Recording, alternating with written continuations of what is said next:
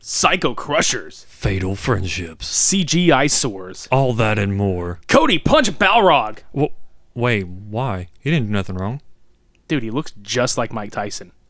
Sure you can!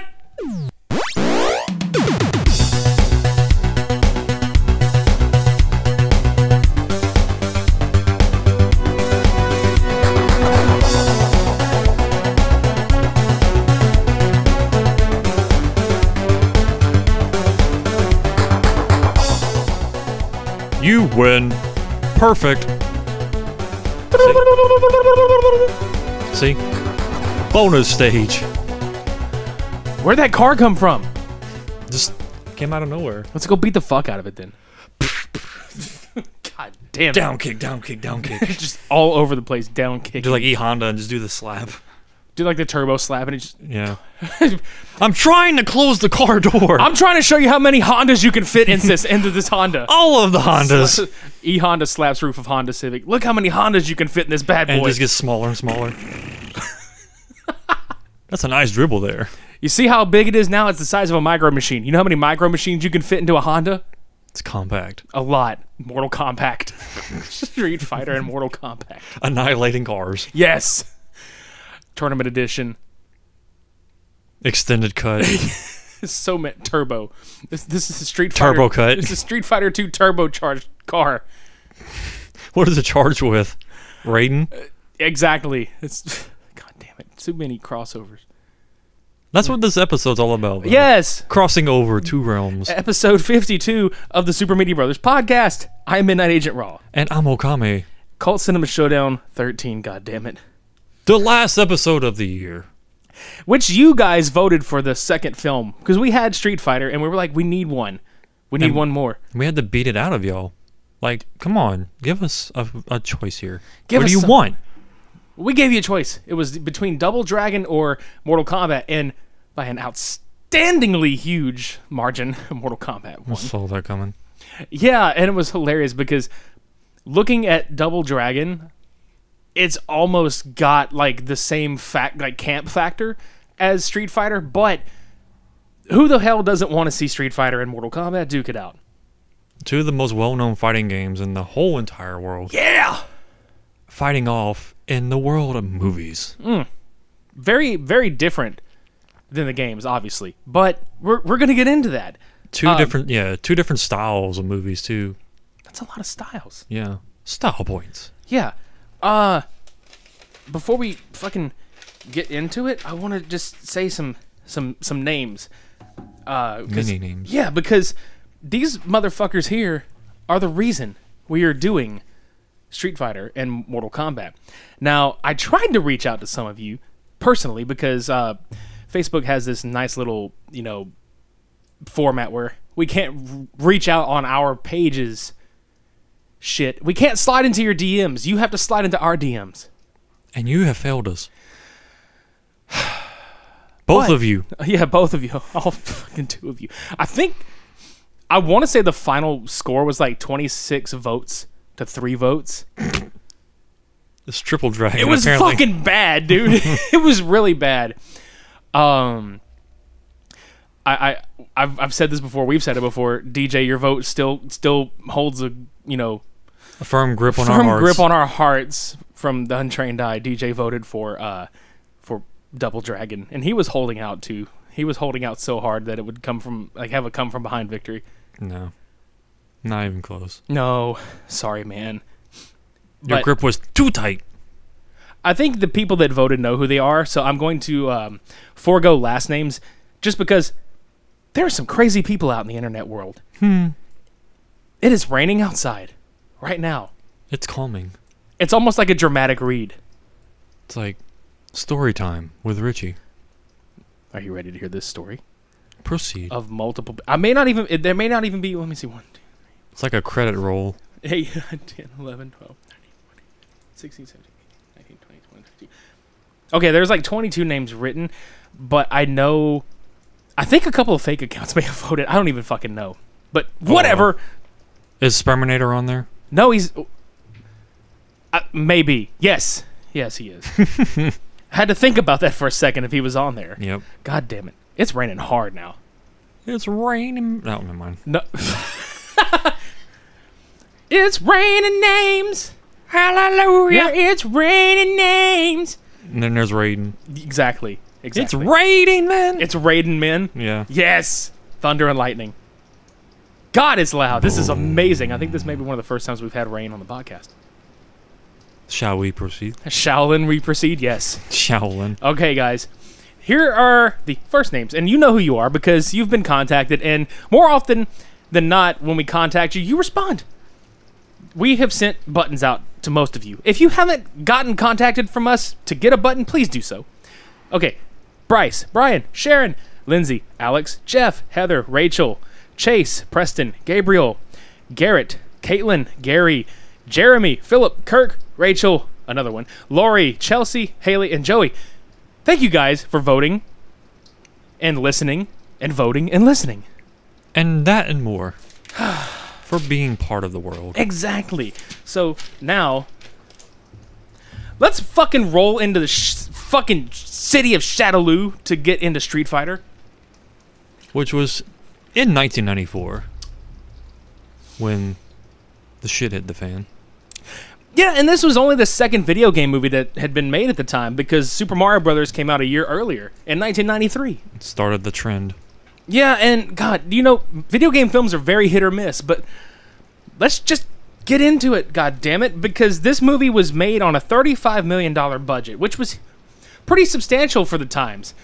And let's just go ahead and get right out of the gate that budget was mostly spent on securing Jean-Claude Van Damme. Pretty much. And I believe a little bit of it was Raul Julia, but I will go ahead and just say it was Van Damme's budget.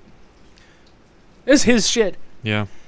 I mean, he was pretty much the face of the fucking poster and most of the movie, so... Well, that's the thing is, if you look on paper... Like, look, guys, we know it's 2018, about to be 2019. This movie was made 25, 26 fucking years ago, almost. We get it.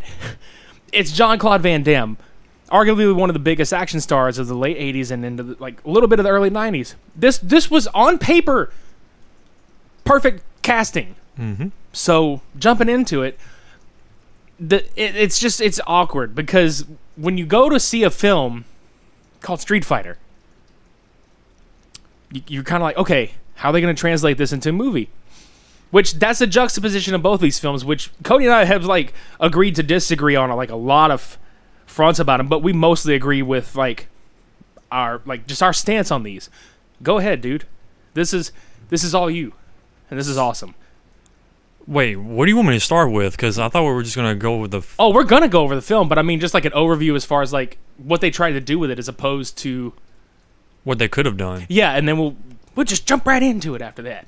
Well, I mean, they didn't really give much of a story for either of these films until later on, after their popularity started to skyrocket, basically. So they tried really hard to put some kind of emphasis on dialogue and just a concept behind why are these people here? Why are these characters together?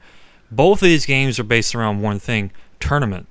They're fighting each other to claim the most high-end status known in the world as, the best fighter in the, whatever. Okay, how do we translate that? Street Fighter basically did this by having M. Bison, as a warlord trying to take control of the world domination, however you want to call it. And Guile, Jean-Claude Van Damme's character, was basically in this American forces, whatever they called it to not make it sound like the American forces or the Allied power, Allied forces, something like that, to combat against him at the same respect. And then as the film progresses, it's okay. Now we're throwing in characters, so you lead that to confusion. What are they trying to achieve here? What are they trying to push with Street Fighter? And then the same concept goes with Mortal Kombat, which they did it better with Mortal Kombat. I'll give them that. They tied it in more with the tournament style that way, but they try to push more for an actual story, a background to say, okay, this is why they're fighting in tournaments. Because let's face it, yeah, it's fun to have I want to be the best fighter ever, as this driving force to find interest in the character. But at the same time, it's is that it? Yeah. I mean, what else can you present to us to make us like Johnny Cage or to Sonya Blade or Liu Kang?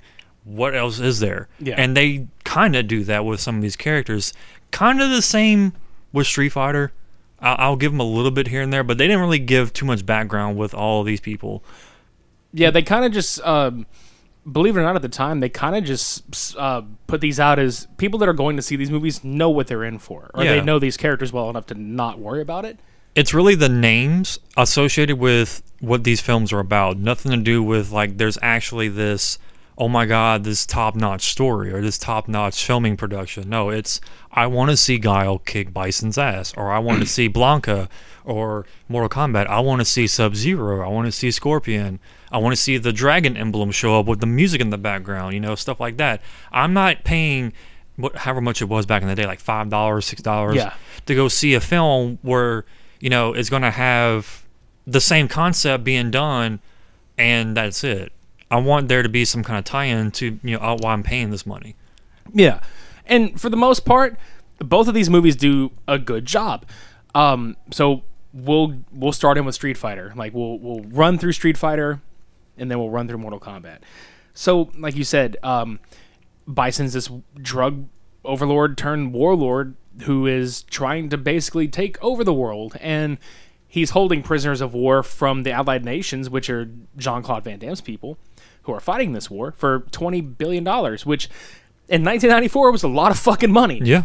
So, you know, people kind of like $20 billion, and they give that whole Dr. Evil $20 billion kind of line, which is, it's comedic in that one, but in this one, this motherfucker wants a lot of money. Yeah. And I think, as we'll address throughout, I had like, haha, this is funny, but kind of issues with some of the characters, which I wound up eventually like loving because of the charm of the film. Guile and Cammy from Street Fighter 2, which the movie was, it says clear as day in the credits, is based on Street Fighter 2.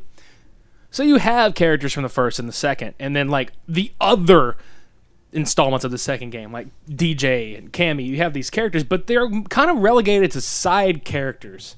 Yeah, they're not presented on the forefront as, like, you know, what we're used to seeing, like, title screen. Here are these characters to choose from. No, it's like, who is the most popular ones? Yeah. And then throw them out in the forefront, and then everybody else is kind of like, we'll give you a couple lines. Yeah. And which I'll say, for the most part, the looks, they're pretty spot on. Mm-hmm. So you get introduced to Bison having prisoners of war that he's holding ransom. Chun-Li is a reporter, and her news crew are Edmund Honda and Balrog. That's all you get for these guys. Mm-hmm. And he hijacks and basically tricks, or he tries to trace the location to Bison's whereabouts over this news interview, which winds up backfiring because they don't trace him. I don't think they trace him at first.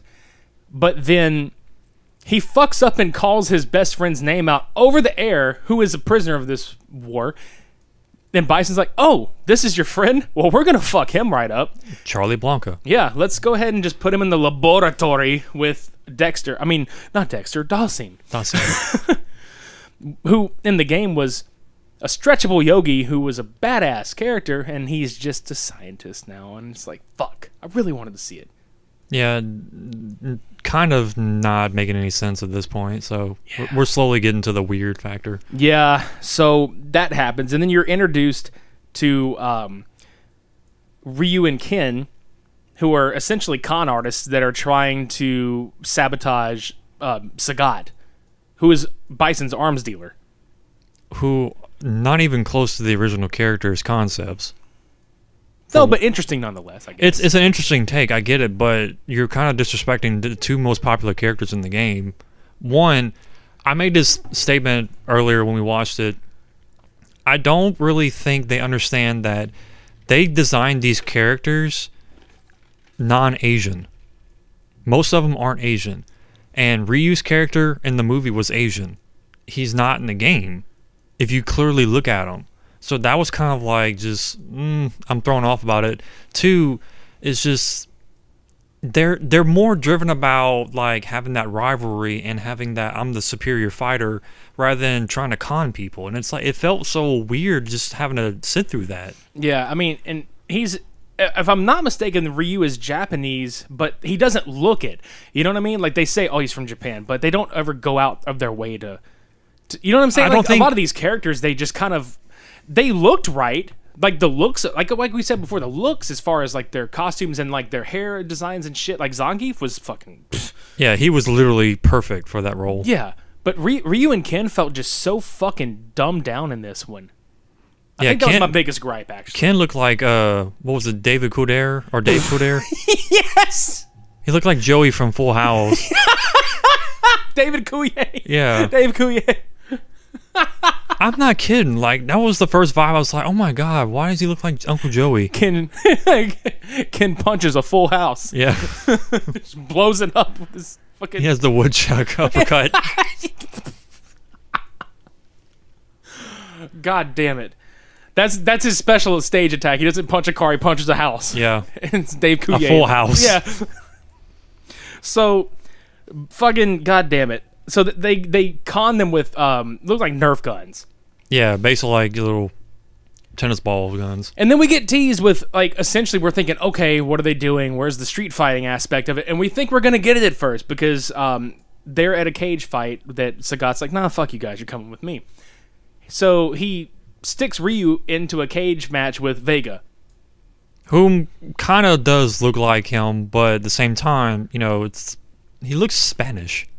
Well, Vega is from Spain. Oh, yeah. Well, in the game, he didn't really look it, though. Yeah. Well, he had a mask on the full time, but yeah. he's from Spain. So, I mean, like I said, they got some of these things right, but when you look at it, and he had the mask and the claw, and he was fighting it a match before Ryu got in there, but then it was like the no weapons thing, so he puts it away, and he's like, oh, I'm this classy guy. Everybody fucking loves me. Ryu gets in there, and nobody likes him anymore. So, the point being is, holy shit, it's the cage setting from the video game. It's Ryu and Vega. Holy crap, we're about to get a fight.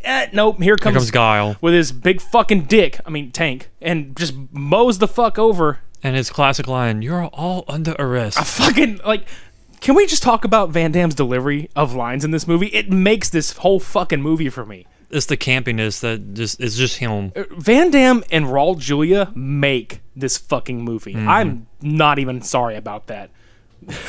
I love it. You were all under arrest.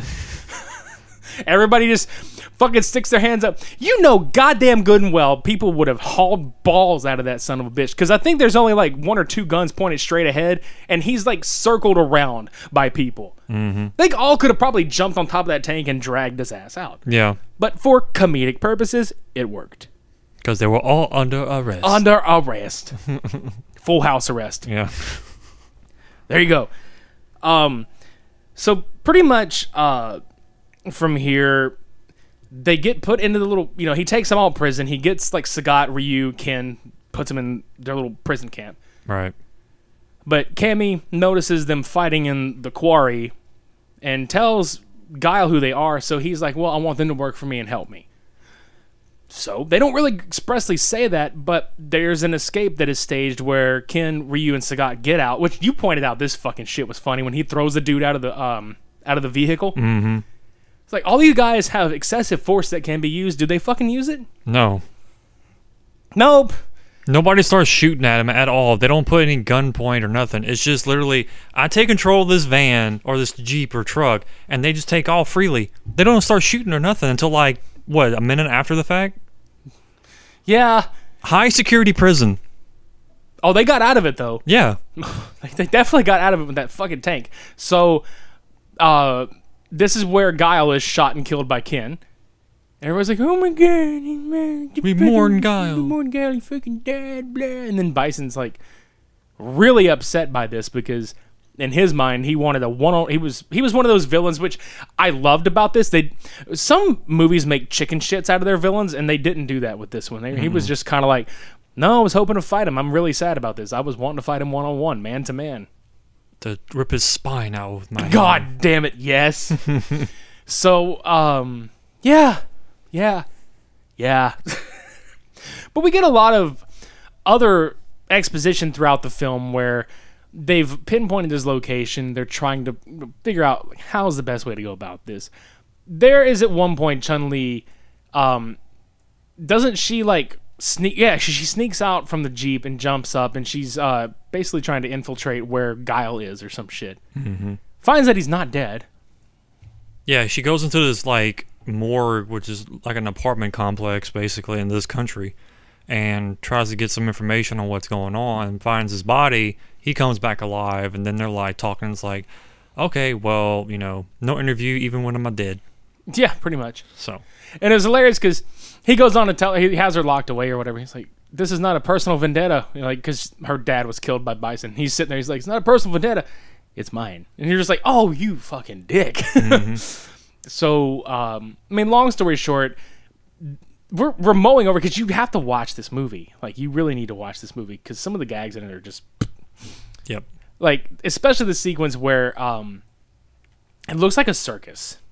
It looks like they're in this big tent circus shit. Mm-hmm. And it's pretty much a compound where all of Bison's men and everybody are with the guns. And they're doing... I guess this is where Sagat is trying to give him all the guns or whatever. Right, they're having that deal, basically. Yeah, and he's talking about how he's going to have his face printed on this currency. Bison's going to have his face printed on this currency once he overtakes all these countries and all this other shit. Especially the Queen from England. Yeah, because the Bison... Did he call it the Bicentennial? Bison something. Because goddamn, if he didn't, that would have been funny as shit. So the Bison dollar, I think it was. Yeah, but it's fucking great because the Bison dollar is supposed to equal 5... pounds as far as the cash. Far more worth than the original pound. Yeah, God, 5 British pounds. And Sagat is just like, I can't believe I did work and traded with you. Just freaked his little whiny ass out. Yeah. So what cracks us up though is Honda and Balrog, Chun-Li, and I think Guile at one point. Isn't this the sequence where they fucking shove that truck full of explosives down towards them and it comes on the TV? Yeah, okay, so they had this confrontation between Bison and Sagat's men. So Ken and Ryu had to go and like calm them down, basically. That's right. And they're like, don't you understand? There's a spy amongst y'all's men. And Bison's like, show me where these spies are. I despise the spies. So I think it was Ken that points over there. It's like, look, they're over there. You can hear them. And pulls out this like box or this like door, and it's like a panel, and there's Chun-Li and the others saying like, oh, we fooled you, so here's a present to you, Bison. And there's this big loaded truck of explosives just rolling down the hill. I'm like, why would you warn them ahead of time? It's so goddamn hilarious because in this movie we neglected to mention Zangief's character. He's a dumbass. Like, he's a dumb fuck in this movie, which is fucking... This sets it up perfectly because it's on, like, a closed-circuit television that they see this fucking happening. And Zangief... He has the best delivery and line ever in the whole fucking movie. He's like, change the channel. Yeah, quick, change the channel. And everybody just looks at him like, you dumb fuck. Yeah, Rio just looks at him like, are you fucking serious? Fuck. So they get out of there, and it blows up, and just, explosions. This movie has some... like a few explosions in it. Yeah. That's one thing that I'm going to say about this. It was made in 94. There's a lot of 80s action in this film. Yeah. But anyway, like, they eventually launch an attack on Bison's base. And in between this, he is kidnapped. Who all does he have in his chambers? Because he has Chun-Li. He takes her. He basically got Honda and Balrog in the torture chamber because they capture all 3 of them. Yeah. One of Bison's like torturers, I guess you want to call them, was trying to beat out of Honda, who they work for and stuff like that. And Honda's just getting his shit beat out of him. He's just like, yeah, right, just like picking his teeth. Kind of like, whatever. And he breaks like a couple of sticks over his back, and he's just like, what the fuck? And then Balrog's like, you might want to go take a rest. Yeah, and so the dude leaves, and then as soon as the henchman leaves, Honda's just like, oh, god damn it. Yeah. Because Balrog's like, how are you doing that, man? He's like, I'm sumo, brother. It's like, I could be one place, my mind another. Then he says something like, well, next time have a pizza delivered or some shit. Yeah. Which, it turns out he just scarred the fuck up on his back. Yeah. And another really, like, funny line delivery was Balrog's in chains, so he's trying to reach for Honda to get his hand so they can yank the chain out of the wall. He's like, hey, give me your hand. And he's like, What do you say? Something was like, try again. He's like, try again when we're in prison. He was like, well, we've only been here 2 hours. Try again in a month. Yeah. You know, I was like, oh, that's funny. So they escape. They meet up with Chun-Li, who has. This is another fucking line. So Bison's got her in his chambers because he tells the henchman, take her to my chambers. And I'm just like, oh, he's gonna give her the Psycho Crusher. Yeah, all up in there. Yeah. So what cracks me up is he's got that fucking robe with the selection, like the different selection of the colored hats that he always wears. Yeah. Which, again, we've said this before. Raul Julia is one of the best parts of this movie, and he chews up every bit of scenery he is in, and it is the most glorious fucking thing. Mm-hmm. So he's coming out of here, and Chun-Li's basically telling him how, oh, you slaughtered, my people, and this, that, and the other, and how she's trained in secret over the last, however long, learning three different continents, martial arts and all this other crap, and I didn't catch the entire quote, but it was so fucking funny because Bison's just sitting there like, I don't remember that day. He's like, the day that Bison graced you with his presence was the best day of your life. The time that you graced my life or something like that. It was just Tuesday. Yeah, he's like, for me, it was Tuesday. Yeah. And you're just like, oh shit. Just shat upon him. He shat a loot upon him. He shat and lewd upon them. Mm-hmm. God damn it. Dude was lewd, crude, and had attitude. He shat a lewd. Shat a lube. Yeah, but yeah, shat a lubed them up and fucked them real hard. Psycho crushed their dreams. Yeah, and their ass. Shampoo. Oh. Sounds like an infomercial for a product. Shadow Poo, or Shampoo. Psycho crush your dandruff with Shampoo. Fuck. Made by M. Bison Products. Oh, if only. I want to dominate your scalp. With Shampoo. Have you got any Lysin in your hair? Get rid of it with Bison. Got the lice, get the bice. Oh, fuck.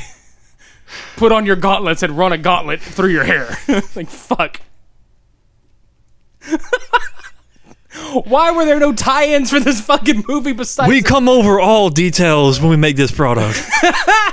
Proper testing. Bald? Not a problem. Talk to Zangief. Yeah. Sagat. Talk to Sagat. Fuck. This product is good. Sagat's just sitting there. He's just like... Fuck me. No, he says it, but then you see a shot of the camera just kind of tilts down, and he's off the microphone, but the camera mic picks it up. He's like, "Why do you think I have this fucking eye patch? I can't believe I've ever used this product. Got in my eye, I can't see anymore." But the good news is that Sagat will have half off of all eyewear. Yeah. Good job. It's not Lens Crafter, it's Lin Crafter. One Lin. Yeah, just one Lin. One Lin to rule them all. Yeah. This is why it's such an eyesore. It's exactly right. CG eyesore. Any fucking way. We're gonna start our own shampoo line, dude. That's right. So bonus stage. Oh, god damn it.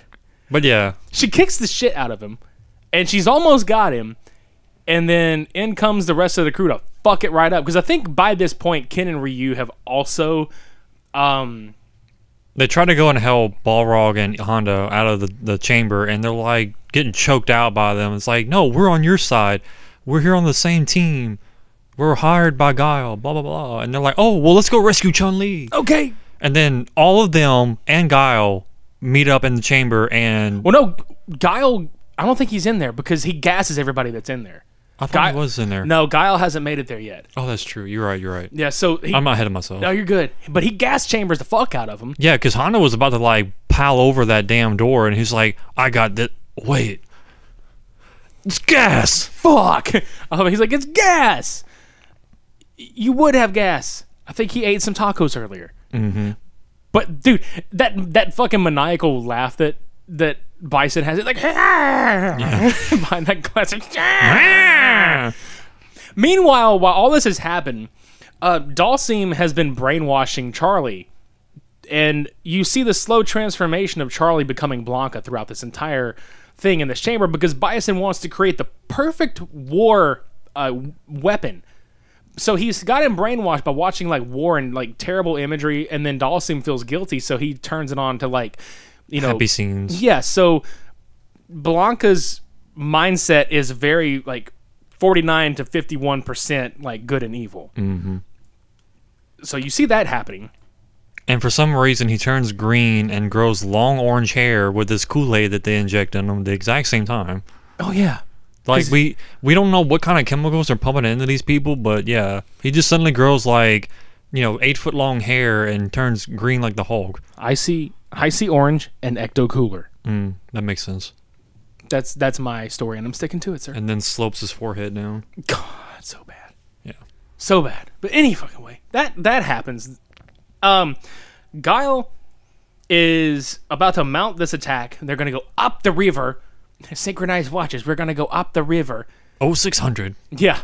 So they're going out to these boats, and I don't remember who the fuck it was. Like the president, some the secretary or something. Yeah, is prepared to pay Bison the $20 billion fucking dollars, and he's like, "Oh, your services are no longer required." To which we get a good classic Van Damme speech where he's all like, "Oh, the war is over. We can go home."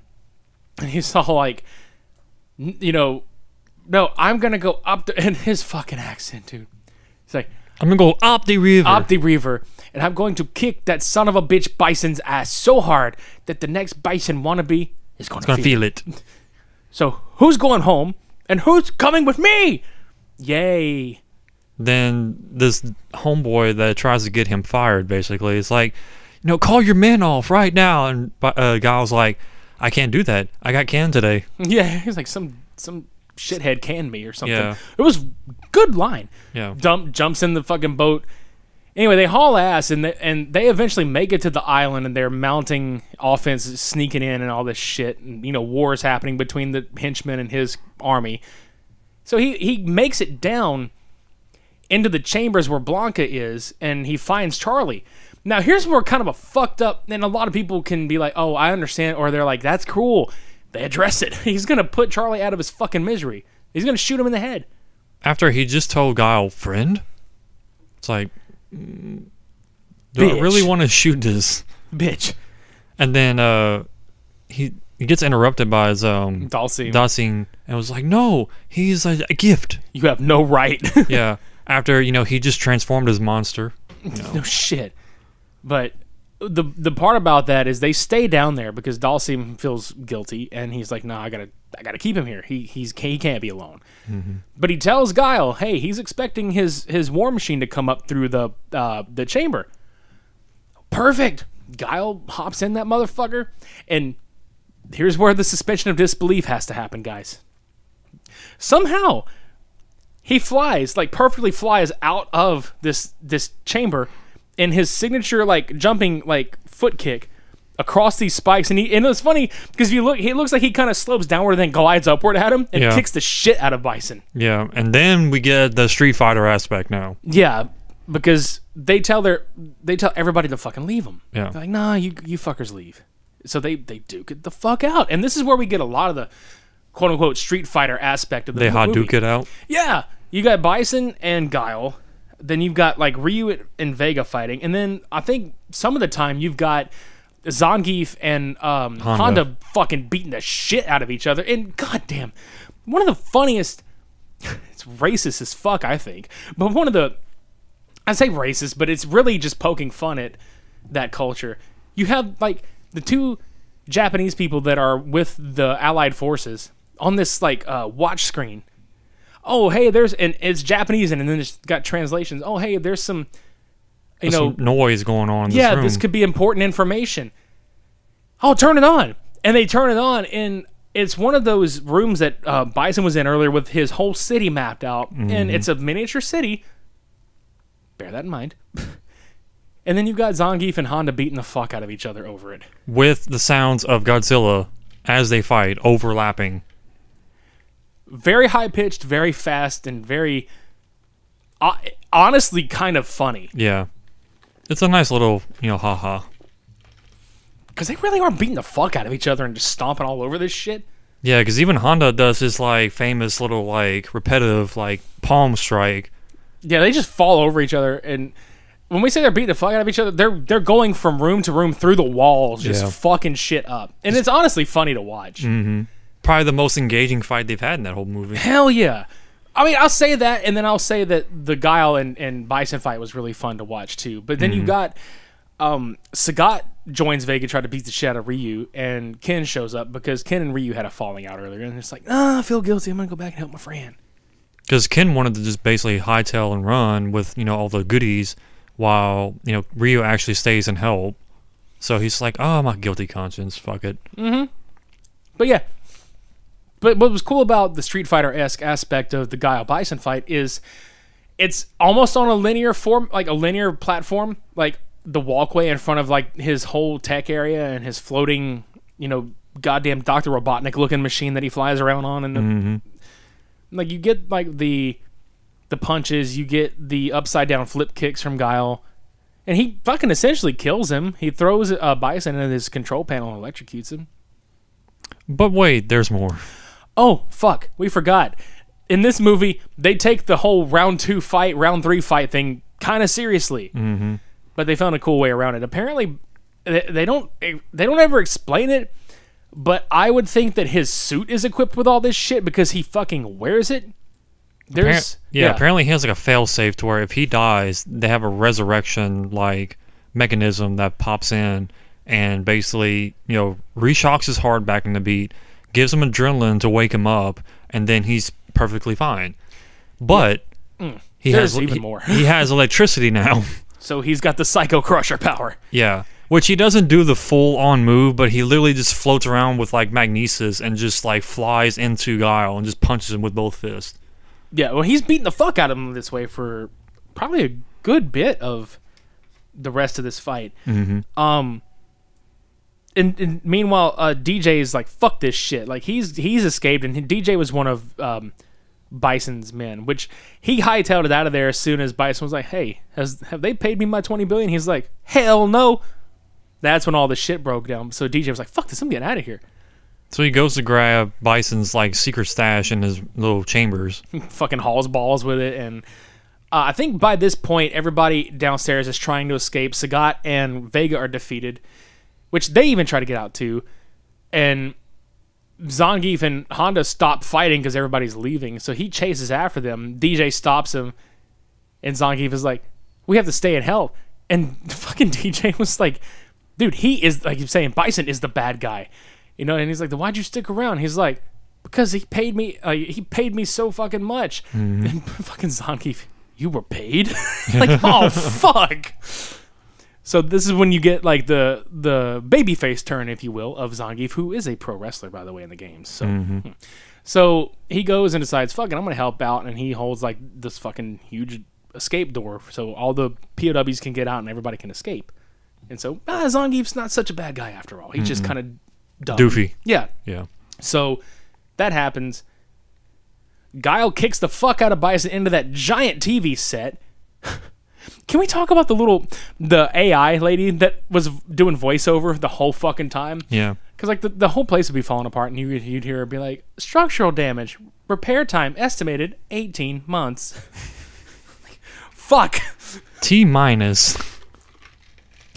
Oh yeah, there's so much shit happening. She's just calling it, and it's pretty funny. But anyway, like long story short, he kicks that son of a bitch Bison's ass. They get out, and the shit blows up. And they think Guile's dead, but then he pops up out of nowhere, and he's like, "Oh no, I'm alive." Blah blah. Surprise! Blah. Yeah, surprise. God damn, he's like the Tommy Wiseau of this movie, just a little bit. Going to kick your ass. Bison and is inside. Dalsim and Blanca die in the explosion underneath the compound. But which at this point, Dalsim looks like Dalsim now. A little bit. He actually has like the rings around him, and he has that kind of like the robe looking stuff going on. Yeah. So yeah. So he looks in character after the film, pretty much at the end. As does everybody. Yeah. So, which we forgot to mention, like Chun-Li is put in her Chinese uniform, and then Ken and Ryu have like the red and white. Yeah. taekwondo suit or whatever, the karate suit. Yeah, they have all their garb. Giles in his blue muscle shirt and his camouflage pants. Cammy has her, cami top and tights, and yeah, everybody's in their stuff. Blanca is Blanca. Yeah, Zangief had gotten torn apart so much in the fight that he has like basically like red belt done cut off like shorts, these big ass boots and cuff gauntlets on. So he looks like he's the wrestler again. E Honda had his like traditional like his Hawaiian shirt basically ripped down to his shorts, and it was like a traditional sumo wrestler garb almost. So yeah, Also, I forgot to mention, how did Balrog get a hold of like punching gloves? Yeah, I was going to say the same thing because he was in that blue top and then he had some pants on. And it may have happened so quickly that we didn't even notice it. But yeah, he's all of a sudden in matching shorts. Maybe he had them on underneath, but really, who knows? And he got boxing gloves somehow. Really small, fucking like looks like sparring gloves. Mm-hmm. So yeah, just strange. Very strange. Oh, and one thing I did notice that I thought was kind of cool. The blood that was on Honda's face from fighting actually looked like his red makeup he wears in the game. So I was like, oh, that's kind of neat. Nice little touch. So he touched everything in that building and blew it to shit. Mm-hmm. But I think the moment that and it's funny because like I like this movie, but I think the one cringe moment I had was they're all outside like, yeah, we did it. We fucking did it. And then they look back up just in time to see a shot of the whole building crumbling down. And then as soon as it happens, they're like, yeah, and they all pose their fighting game pose when they win a match in the game. And then Street Fighter. Yeah, at the same time. Such fucking... It's like a freeze frame. It's so cringe. God, it's so fucking cringe. Not to mention the post-credit, where you hear, backup cell... Solar, like it just the computer voice kept popping up and like catching power. It's like fully charged, and then resuscitating Bison because you see his hand pop out of the TV screens, and then it's like, welcome back, Bison. Yeah. What would you like to do today? And it had world domination. Click. Start now. Click. It's like, yeah. Oof. But here's the thing, about this movie. A few tidbits about this film. Van Damme had a fucking coke problem during this movie. He was doing about 10 grand of coke a week while they were filming this, so he would be like late or just not fucking show up. Mm-hmm. Yeah, so basically they had to have a guy on set that the studio would hire to keep him on set, but that guy was actually a bad influence too. The director completely deferred his salary to pay his cast. Mm-hmm. This was Raul Julia's last movie. And this... God damn it. So, there's so many like things you could say about this movie as far as like, oh, here's the financier. Here's the financier, blah, blah, blah. The biggest thing that I thought was interesting about this was that Jean-Claude Van Damme actually turned down the role of Johnny Cage to do this movie in the Mortal Kombat film. And Johnny Cage is based on Van Damme. And so we begin Mortal Kombat. Yeah, what a way to segue, huh? That is a very interesting tidbit because I never knew that. Yeah. Because it's obvious that Mortal Kombat was more successful than Street Fighter. Oh, by a fucking long shot. Street Fighter did decent money at the box office. Honestly, like it turned a profit. I mean, it was made for like $35 million, and it made like 99.2 at the box office. But when you look at Mortal Kombat, that did a budget of 18 million and made 122 at the box office, that's big time. Mm-hmm. But you can afford to do that when most of the cast is unknown, except Christopher Lambert, who obviously was big because of like the Highlander series and amongst other shit. Paul W.S. Anderson had directed this film, who a lot of people know out there as the Resident Evil franchise, producer director. So, in fact, he said that the reason he stuck around on those films was because he didn't stick around for the Mortal Kombat sequel, and he fucking hated the sequel, and he was sad that he felt like it should have gone in a different direction. I agree. So, for a lot of reasons. Yeah, but we're not going to talk about Annihilation. We're going to talk about the first one. Yeah. So technically, this would be the This would be like the third video game adaptation, like film adaptation. Very, like we've said before, very simple plot, like extremely fucking simple plot. You don't have a lot of backstory, but you get just enough to be like, okay, here's character A, B, and C's reasoning for being in this fucking thing. Basically. Liu Kang's brother is killed in Mortal Kombat by Shang Tsung. Now he wants revenge. Yeah. But he ran away from his temple of light. So he is a disgraced monk. So now he's coming back to represent them. They're like, no, we don't want you. Yeah, and he's like, I'm fucking doing it anyway. Because his reasoning is not in line with their reasoning for competing, which is for the fate of the world, which they fucking supremely believe in. Mm-hmm. Even Liu Kang doesn't really believe in Raiden, at first. Yeah, Even though... until he flips him over and he's like, thunder. Yeah, lightning eyes. Yeah. Which, by the way, this is where the CGI source come in. We realize that this is 1995, and at the time the effects were good. But some of these effects just did not age well at all. Especially when been refined to our standards. Yeah. It's because you have DVD quality and Blu-ray quality now to compensate for the clarity, and oh my god, like there's teleportation scenes where they're just so they're chunky and blech. Yeah. Even with Scorpion's his grapple, like that thing was just, oh my god, horrible. Yep. But we basically get the introduction of Liu Kang's brother being taken out by Shang Tsung. Sonya and Jax are infiltrating to get Kano, and we get introduced to them three characters. Kano escapes, blah, blah, blah, blah, blah. Johnny Cage gets contacted by, I'm assuming, his master, who actually turns out to be Shang Tsung, tells him, hey, there's this tournament of fighters. You're the best fighter in the world. Why not prove it? And Johnny's like, oh, yeah, sure, why not? Yeah, because, the plot of that is that everybody assumes that Johnny Cage is a fake. And he is tired of trying to prove that he's not a fake by being in all these action films. So he goes and does that. Sonya Blade's partner was killed by Kano. It's very simple, and that's all it is. It's simple. But somehow Shang Tsung wants these two in particular to be in Mortal Kombat. Right. So they get on the boat, which, goddamn, this was a funny goddamn scene. When they're all, arriving.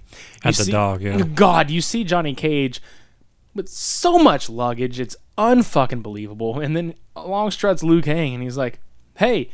He's like paying you. He's like, you take my luggage onto the ship when it gets here.